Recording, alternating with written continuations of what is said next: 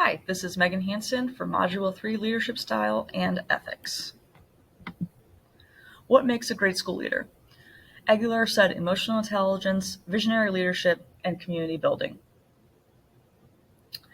As an intervention specialist, it's easy for me to be a community builder because of co-teaching and working with multiple teachers on each individual student's IEPs.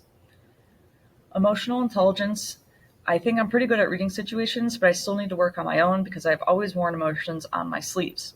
I'm also a visionary leader because I want to help kids in all facets of life, not just inside the classroom. Leadership Theories by Christianity was pretty interesting. I picked the 4 things that resonated the most with me and dealt with ethics. Transformational leadership, I really believe in encouraging and caring for the people around you. Building strong relationships helps people be motivated, and when they're motivated, they want to achieve the goals and visions in front of them. Servant leadership, I've always had more of a how can I help you attitude, which is something that's really important, and I think the best way to lead is to serve. And then from a coaching background, the situational leadership, I think it's really important that the leader adapts to the setting and the people, but still keeps their end goal in sight. So for instance, when I was coaching, the one year I had 3 girls that were 6 feet tall, so I used to try and go inside the paint a lot.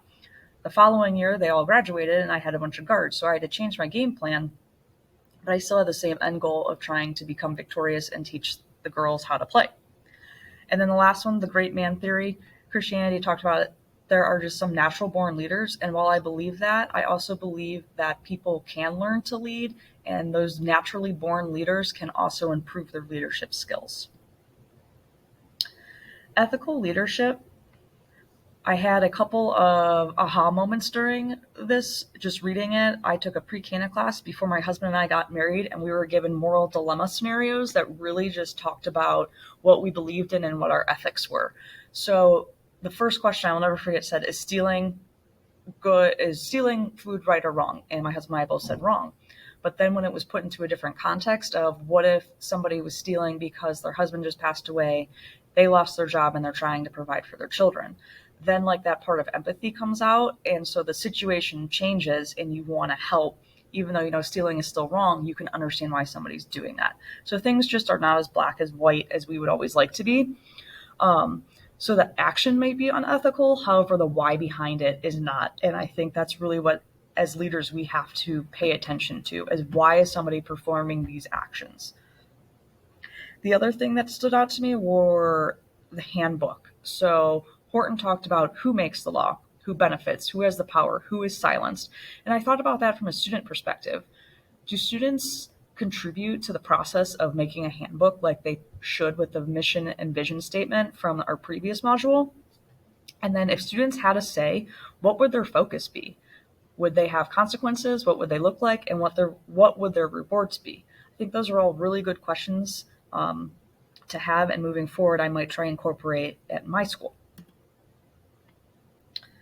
We took a quiz by Murphy, which is really interesting, and I turned out to be a steward leadership style.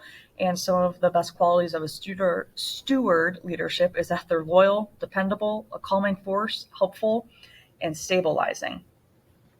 As an intervention specialist, I am part of a team, so I was not surprised when I got this, but it's different looking at it. I am a leader for my students, but now I have to focus on being a leader for my colleagues. And again, I think having a strong set of ethics helps when you're talking about your various leadership styles. Some of the leadership qualities from Tracy in that article that I read, that I had picked out, that I thought really just exemplified being a good, sound, ethical leader is you have to have a vision. You have to be able to cooperate with others. You need to have clear communication, not only to your students, but also to your peers, your colleagues, all of your stakeholders. You also need humility, integrity. A big one right now is empathy, especially with the COVID world. A lot of situations have changed for different types of family members and even teachers in the building and students in your building. And I think that's a really big one that we need to focus on. You have to have the courage to do things that might not always be popular, but that are right. And then most importantly, you have to learn how to delegate because you cannot do everything that is on your plate. The standard correlation. So this assignment had us reflect a lot on moral dilemmas, which really ties in with component 2.3. If a school administrator models that ethical behavior, I think that the staff will follow suit, and then hopefully there won't be any issues through that school year. However, if there is some type of issue, as long as you fall back on your core set of values, they might not be able to understand why the consequence is what it is, but they will at least know how you arrived at it based on your ethics that you have made very clear from the onset of your tenure. And then for the ethical decision, that just exemplifies component 2.2. The 7 qualities of good leaders made me think of component 2.1. And just being a leader, you are the one who is setting your tone for your building. And if you're not following your set of ethics, then you're essentially being unethical to yourself, your community, and your vision. This was relevant to me because I'm taking on more leadership roles this school year in different capacities. So as an intervention specialist, I am now a new to district mentor, and I have a mentee this year. So in my previous leadership roles, it's always been a leader of a classroom and with students, but now I'm transitioning to being a leader with my peers.